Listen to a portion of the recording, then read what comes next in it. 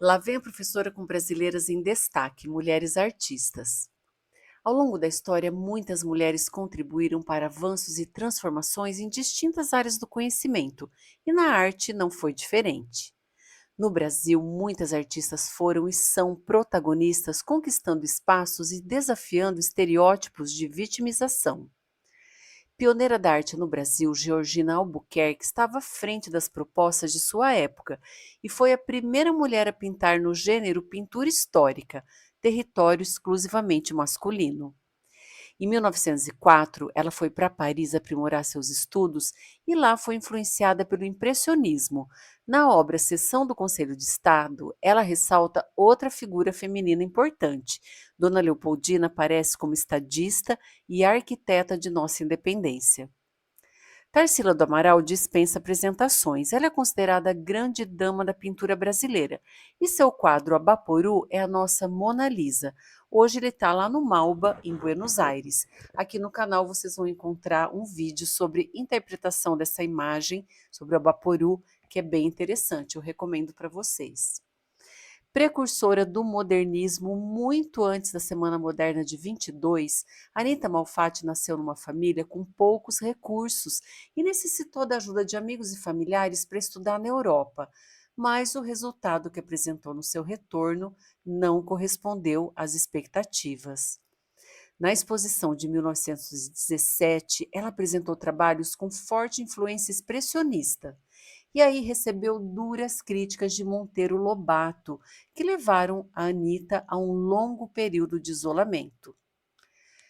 Pintora abstrata, gravadora e escultora, a japonesa naturalizada brasileira Tomi Otaki contribuiu significativamente para a arte contemporânea nacional. Seu trabalho é marcado por uma estética geométrica, cores intensas e formas orgânicas. Ao longo da sua carreira, ela recebeu numerosos prêmios e honrarias e suas obras estão em coleções de importantes museus ao redor do mundo. Bastante longeva, faleceu em 2015 com 102 anos. Djanira Motti Silva começou a pintar muito jovem.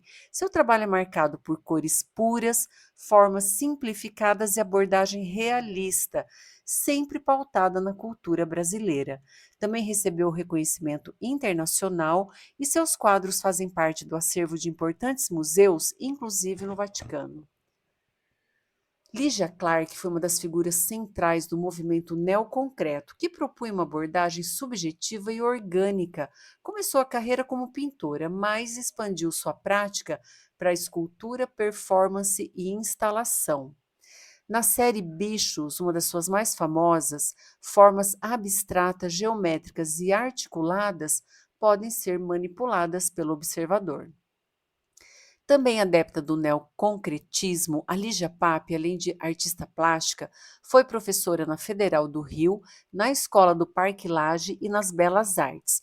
A sua produção se define pela experimentação de materiais, interatividade e minimalismo. Numa pegada mais comercial, ela foi a criadora das embalagens do biscoito Piraquê. A baiana Maria Auxiliadora pintava no estilo naife ou ingênuo, e se inspirava na vida cotidiana e nas tradições brasileiras, especialmente da comunidade negra.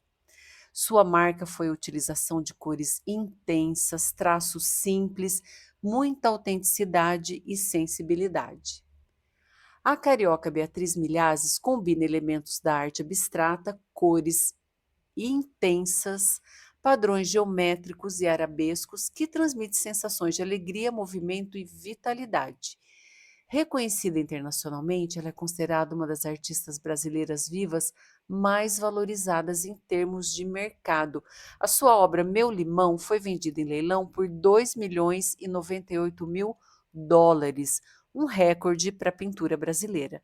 Aqui no canal também vocês vão encontrar um vídeo sobre a Beatriz Milhazes, que é bem interessante.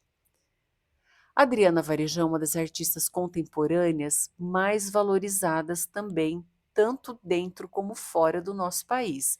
O seu trabalho explora a relação do corpo com a arquitetura e a história.